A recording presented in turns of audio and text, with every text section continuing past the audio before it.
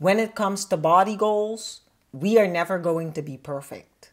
Oh, you're too fat, you're too skinny, you're too short, you're too tall, you're too flabby, you're too thick or not thick enough. It's like, what the freak, man? Can we get a break? At one moment, we are told to look like this. The next moment, we're told we better look like this. I am sick of it. I am sorry, but I am sick of it. These are unnatural beauty standards. And they're basically saying you better look like this because if you don't look like this, you're not considered beautiful. And that is some BS. And today's video, I am going to lift the roof of it all. Hello, it's Morgan here on Kimberly Worldwide. After subscribing to the channel, sit back and enjoy the video. Kim, you're up. Hey babies, welcome to Kimberly Worldwide. I am Kimberly. I'm going to be your host for this video, and it's going to be a super interesting video. So just stay tuned. You will not regret it. Really quickly, the reason why I'm making this video is because I am sick and tired of all these pressures that are being put on us women to look a certain way that is like almost like, well, definitely like unreachable ideals, you know? So I just want to put it out there that, you know, things aren't always what they seem, and I'm going to do some major exposing. Over the years, I have gone through some stuff myself. I was born and raised in the Netherlands in Europe, and while in my teens, I started dibbling and dabbling in modeling and stuff, and I was going on these castings and everything, and the one casting that stood out to me the most and that I still to this day remember was for this underwear line. And it was an underwear line that was started by this major soccer player. He was like super famous, and so I was like really happy to go to this casting. So during the casting, you parade around in your underwear. I know it's normal in that business, I guess, but you parade around in your underwear, and then came the time where they had to like measure your body because they have to make sure you're the right measurements, because God forbid you're not the right measurement. So they measure around your breast, they measure your waist, and they measure your hips, only to find out that, oh no, we can't use you because your hips are 1 inch too wide. Did they just tell me that my hips are 1 inch too wide after I freaking starved myself, work out every day? I walked out of there, and, you know, mentally this really messes with you because now you're thinking, well, maybe I should be starving myself even more and working out even more. And why am I not good enough, right? So it messes with your self-esteem and mental stuff going on. But anyway, move forward a couple of years. I am now in this televised beauty pageant that's like a 6-month production all over the Netherlands. It's all over the place. We're in all magazines and everything. It's like really big. It's a big deal. So as you know, during the beauty pageants, they have this embarrassing, totally useless, you know, bikini portion where you have to wear a bathing suit and show your body. We had to go in for the fitting for the bathing suits, and everyone was going to wear the same bathing suit, only in a different color. Mine was blue. I remember this like it was yesterday because of the freaking terror that they put us through. Anyway, everyone had to wear the bathing suit and parade in front of the pageant organizer lady. And as she judged you and told you what you had to change. So I'm walking and I'm dreading it, knowing that I fully, you know, starved myself and I worked out like a maniac, and, you know, I don't know what else I could do. So anyways, I paraded in the bathing suit only for her to lose her mind and tell me that my buttocks was amazing. I don't know. She just kept going on and on about my ass. And I guess she really liked my ass because, you know, she just kept going on. I was like, fine, I'll take it. Imagine there was this one girl. Her body was banging. Her body was diesel. Like, she worked out. You could tell she had that total fitness body. She looked awesome. All the girls agreed that her body, out of everyone's body, was amazing. Now, when she paraded in front of the organizer lady, she was broken down to a pulp. The lady told her she was too fat and, oh, she needed to reduce her ass. She needed to reduce her waist. She was like, look at this. Look at this. This is wrong. This is all wrong. You need to change completely is basically what she told her. And I was freaking thinking, wow. You know, I can just imagine what that did to her mentally. Hopefully it didn't, you know, affect her that way. Maybe she was stronger than I would have been. Now that I live in the United States here in California, things are on a whole nother extreme when it comes to body goals. It's like, really? Like, people look like they're straight up aliens when it comes to their bodies. But, you know, anyways, so that's why I want to make this video, because I feel like it is at an all-time high. The pressure that's put on women to look a certain way. I don't think women have to live up to anyone's expectations. And so I'm making this video just so we all get the point across that we are all beautiful. So body goals and looking a certain way is not a thing of today. This goes back many years, okay? So let me show you a little bit of history of how women's bodies are supposed to just like magically change from this big to this small to this. Just check it out.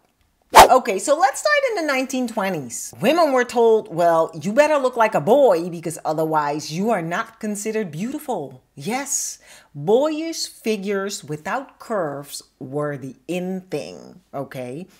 They even made bras that would flatten your breasts so it would take away your curves even more. And the clothes that they wore also made them look kind of squarish. It's that whole flapper girl era. And yeah, that was the in thing back then. But then in comes the 1930s all the way through the 1950s when Marilyn Monroe and her voluptuous body made an entrance. And the hourglass body type, you know, big breasts, the small waist, the curvy hips and all that, that became the in thing. And there were even advertisements that would tell women to gain weight because God forbid you were skinny. You had to gain some weight. So here are some of the advertisements that were thrown in our faces back then, you know, telling us to gain weight and be beautiful. So in the 60s, it was almost that willowy kind of childlike look that became in, where you had to be skinny and slim. And then came the popular 80s with the whole fitness craze and the introduction of the supermodels. Christy Turlington, Cindy Crawford, you know, the whole supermodel phase is started in the 80s. They made their intro. The slim but fit body types were popular. Another type of supermodel made an intro in the 90s, also known as the heroin chick. Yes.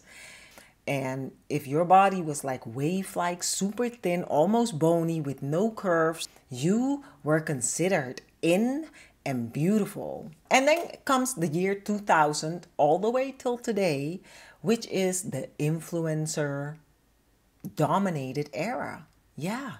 Influencers dictate what is considered body goals. Hope this was a quick little education over the years and back to today's day and age. When was the last time you heard a celebrity say, oh yeah, I had my butt implanted, or oh yeah, I had a boob job, or oh yeah, I had liposuction, or any... You never hear that, but suddenly they appear with a derriere that's like huge and like a waist that's like super tiny, right? and we're just supposed to believe that all that is real. Seriously. There are many celebrities out there whose bodies are built on the surgical table. Yes, the most popular surgery today is the BBL. Yes, the Brazilian butt lift. The Brazilian what? The BBL is basically when they remove fat from some part of your body and they push it into your butt and shape your butt so your butt gets rounder and bigger and fuller and it looks like you have a big butt. What they don't tell you is that it's also the most dangerous surgery and that 1 in every 3,000 candidates who has this surgery dies. What happens if that big old butt trend, goes away? Do you just go back to the surgeon and have your BBL reversed? Another surgery that is also done but is more kept under the covers is the rib removal. It sounds really painful, and yeah. It's like when they remove the bottom rib of your rib cage on each side just so you have more of an hourglass, a sharper hourglass shape. And then you also have those people who want that thigh gap so desperately bad that they resort to liposuction of their thighs. And if you don't know what a thigh gap is, by the way, it's basically when you put your legs together, your feet together, your knees together, your thighs cannot touch. If your thighs touch, you are not good enough. Most people's thighs touch when they have their legs together. It's completely natural. Mine do.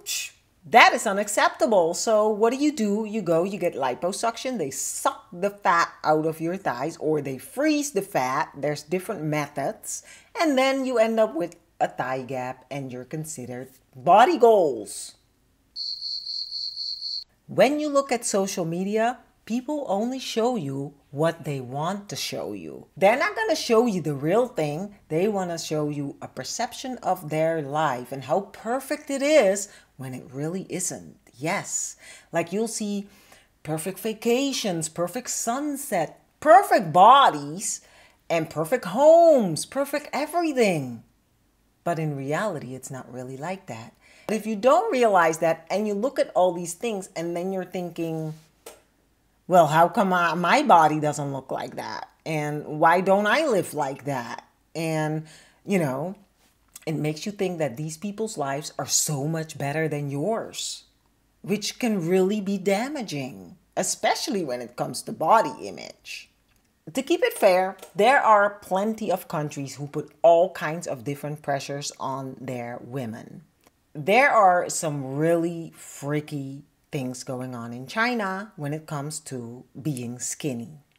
They have these challenges online where they test to see who's the skinniest by checking how many coins you can stack on your collarbones. Then there is another challenge where you hold a A4 size paper in front of your waist to see if your waist is smaller. Then there is the belly button challenge to see, can you wrap your hand around your body and then touch your belly button?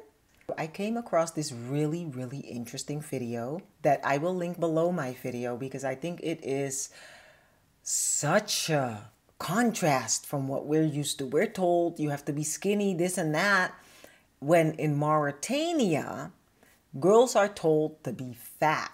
They set up these camps and they force feed these girls up to like 16,000 calories a day in the hopes that they gain weight, because in order to be desirable as a wife, to be desirable for marriage, girls have to be fat because fat is associated with beauty and wealth.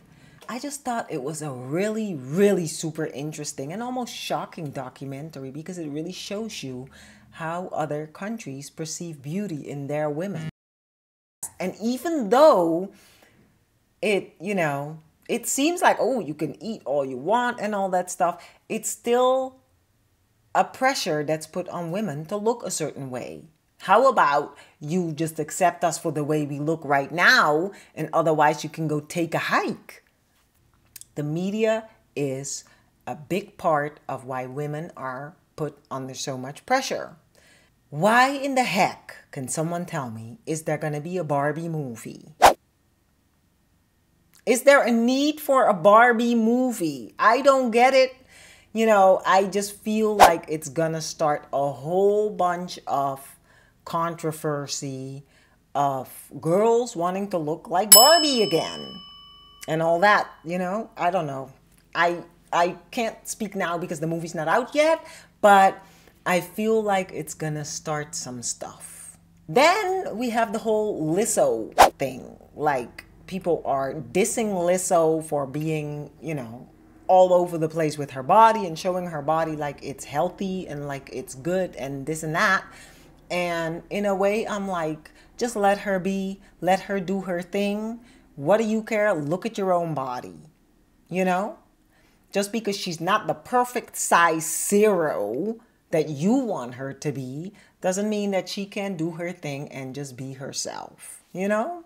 Then we have the Kardashians, who are known to look different constantly, you know? One moment they're fat, one moment they're skinny, one moment they have a butt, then they don't have a butt. Then it's like, wow, how are we going to keep up with this, right?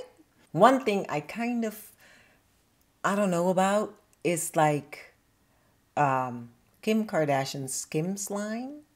More power to her, you know, girl power, do your thing, get your money. Why do I have to wear these compression pants, underwear and things to suck in my fat because it's not beautiful or pretty and nobody wants to see it, so let me just, you know, squeeze myself in there. They have a function if you want to look nice in a dress and everything, but it's also sending the message that, you know, let's get rid of the fat rolls because that's not beautiful. It's part of you, but it's not beautiful. There are many, many pictures that are posted all over the place by the paparazzi. And what many people forget is that these celebrities, sometimes they pay the paparazzi to edit their pictures so they look body goals, so they look better. Yes, so even when you see paparazzi pictures, not all of them, but some of them, just keep in mind in the back of your head that sometimes these celebrities pay the paparazzi to make sure they edit the pictures and make them look their best in them. That's some bullshit. My question is, when are we going to promote that health is beauty? Being yourself, being just healthy and just living your life is beautiful. You are beautiful just the way you are. Why can't the beauty standard be just be yourself because you're beautiful and you're accepted just the way you are? When you're dead, no one's going to look at your body and say, ooh, look at the fat roll on her body. Does it really matter? You do not need to change yourself just to meet someone else's standards of what they think is beautiful, because you are already beautiful just the way you are. There. And yes, my hips are still an inch too wide, and I don't give a crap whether you like it or not, because they're going to stay right there and they're going to stay the same. So there. Kiss my I'm going to wrap it up. Come back again next time for another video. I hope you guys like this video. Sound off below. Let me know what you think of these body standards that we are being subjected to, that we are being, you know, expected to live up to. Sound off below, and I will see you guys again next time in another video.